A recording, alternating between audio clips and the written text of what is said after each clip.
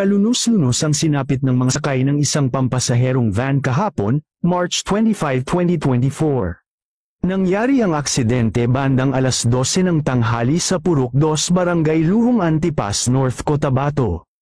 Ang passenger van na may plakang MWB 911 ay nagkasira-sira matapos masangkot sa isang aksidente kasama ang isang dump truck na may plakang MAD 8703.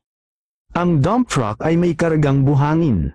Dahil sa labis na pinsala ng pagkabangga, ang mga sasakyan ay nagliyab. Ayon sa ulat, pumalo sa 17 ang kumpirmadong nasawi sa banggaan. Ang mga namatay ay pawang pasahero ng van na natrap sa loob ng sasakyan matapos na ito ay lumiyab ng mabangga at makaladkad pa ng dump truck. Samantala, 2 pang sunog na katawan ng lalaki at babae ang patuloy na hindi nakikilala. Ayon sa mga saksi, ang van ay patungo sa Kidapawan City habang ang dump truck naman ay papunta sa Antipas.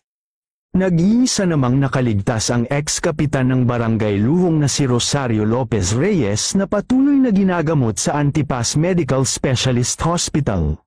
Samantalang ang isang bata na nasangkot sa sunog at natagpuan na may mga palatandaan na buhay ay binawian na rin ng buhay habang ginagamot sa ospital. Nagtamo